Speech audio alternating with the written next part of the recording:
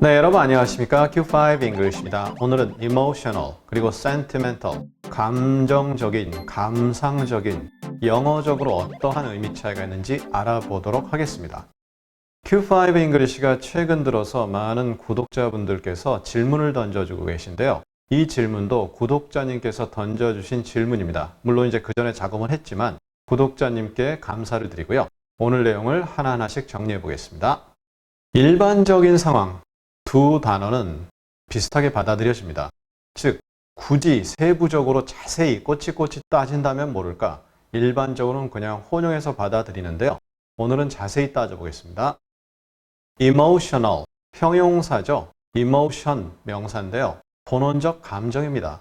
행복, 슬픔, 기쁨, 두려움을 의미하죠. 그런데 emotional은 정리가 안 된다는 느낌이에요. 정리가 안 된 느낌이죠. 그리고 이것이 다른 사람과 관련은 되지만 사회적인 느낌 전혀 없습니다. 그리고 다음에 나눌 sentiment보다 지속기간이 훨씬 짧고요. 강렬합니다. 이 emotional은 내가 의식한다고 되는 개념이 아니죠. 그냥 무의식적으로 튀어나오는 개념입니다. 즉, 의식 조절 불가능하다는 얘기죠. 그럼 sentimental 혹은 sentiment 명사죠.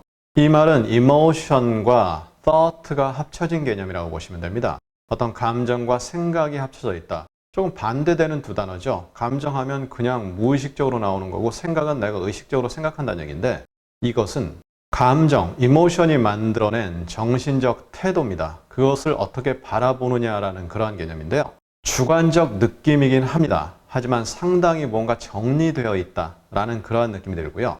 어떤 특정한 것에 대해서 느끼는 감정, 그래서 감정적 태도라고 말씀드렸죠. 어떤 그러한 감정 혹은 생각을 표출하는 개념이 됩니다. 사회적 느낌이 강하죠. 의식이 작동합니다. 그리고 그것을 어떻게 받아들이느냐, 머릿속에서 그것을 정리하는 개념이 되는 거죠. 바로 깨달음이 있다, 이렇게 볼 수도 있는 거고요. 그리고 이모션이 어떤 본원적으로 팍 튀어나오는 느낌이라면 센티멘트는 나중에 머릿속에서 정리되는 개념이죠. 당연히 의식적 조절 가능합니다. 자, 이렇게 복잡하게 정의를 말씀드렸는데요. 사실은 약간 심리학 개념에서 적용이 되기 때문에 일반적 상황에서는 그냥 혼용해도 크게 지장 없다. 이렇게 말씀드리고요. 예문을 확인해 보도록 하겠습니다. How could you hear such things and not feel emotional? 너 어떻게 그런 것을 듣고서 감정이 동하지 않니? 감정이 욱하지 않니? 이러한 내용이죠. 그러니까 우리나라에서 뭐 여러 가지 내용이 있겠지만 만약 부모님 욕을 한다. 그거 듣고서 아우 맞아 나도 그렇게 생각해. 이 이상한 사람이죠. 부모님 욕을 한다.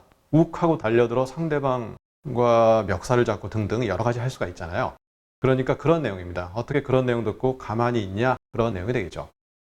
He spilled out an emotional apology. 그는 쏟아냈어요. 직역이 그대로죠. 쏟아냈습니다. 무엇을? 사과를. 근데 어떤 사과? 감정이 가득한 사과. 이 말은 죄송합니다. 저 죽을 죄였습니다. 이게 아니죠. 아, 이거 잘 안 되는데. 죄송합니다. 진짜 죄송합니다. 이렇게 감정을 쏟아내면서 하는 사과. 그런 개념이 emotional apology가 되겠습니다. 그리고 emotional은 저희 과거 강의에서도 이미 여러 차례 다룬 바 있기 때문에 그쪽 링크를 확인해 주시길 부탁드리고요. 오늘 나머지 시간은 sentimental을 다루겠습니다. She found the poem sentimental.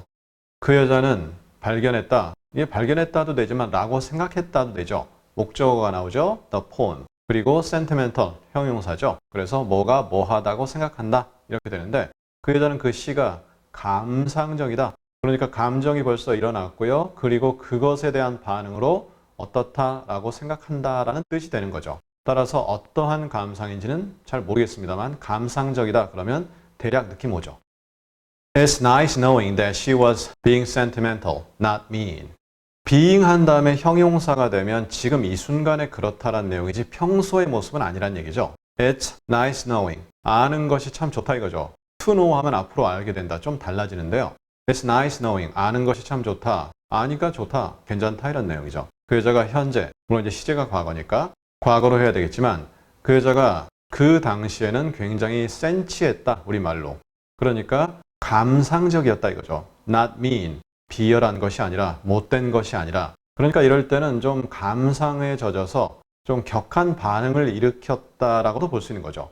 왜냐, mean이라는 것은 뭐 의미하다라는 동사도 있지만 형용사로는 비열하다, 못됐다 이런 내용이거든요. 그러니까 그때 당시 그 여자가 보이는 모습이 뭔가 비열한 모습 같은데 사실은 알고 보니 sentimental한 내용이었다. 이렇게 되고요. 그리고 그것을 아는 것이 좋다. It's nice니까요. 그때 당시 그랬다는 걸 지금 아는 것이 좋다. 이렇게 정확히 해석되죠. The photo has sentimental value. 그 사진은 감상적인 가치가 있다. 이렇게 얘기하면 느낌 잘 없죠. 예를 들어서 저희가 초등학교 때 사진을 딱 보고서 참 그 시절 철없었지, 그 시절 참 개구졌지 등등등 하면서 뭔가 거기에 가치를 부여하거든요. 하지만 그 가치가 진정한 가치는 아닌데 그런 식으로 감상적 가치가 있다. 이렇게 의미가 이해되죠. 오늘의 마지막 문장입니다. I don't have a sentimental bone in my body. 나는 내 몸에 감상적인 뼈가 없다. 진짜 감상적인 뼈가 어디 있겠습니까? 그러니까 나한테는 감상이라고는 없다. 전혀 없다. 이런 내용이죠. 사람에 따라서는 굉장히 감상해졌고 애소해졌고 그러한 느낌을 좀 자주 주는 사람이 있는데 어떤 사람은 평소 그냥 뭐 슬픈 영화를 봐도 기쁜 영화를 봐도 어떤 기쁜 일이 있어도 그냥 그러고 만다는 얘기죠. 이러한 내용, 즉 감상적인 면이 전혀 없다. 이것이 오늘의 마지막 문장입니다. 자, 이렇게 해서 오늘 emotional, sentimental 자세히 따져보니까 좀 다르죠? 이렇게 다른 차이를 자세히 알고 정확히 활용한다면 정말 영어 실력 뛰어나다 이런 말을 듣겠죠. 자, 그럼 우리 다음 시간에는 신체 기관, 우리 사람의 신체 기관으로 가보겠습니다. 머리, 상당히 중요하죠? 머리가 참 여러 내용이 나오는데요. 일단 다음 시간 첫 번째 내용 자세히 확인해 보도록 하겠습니다. 감사합니다.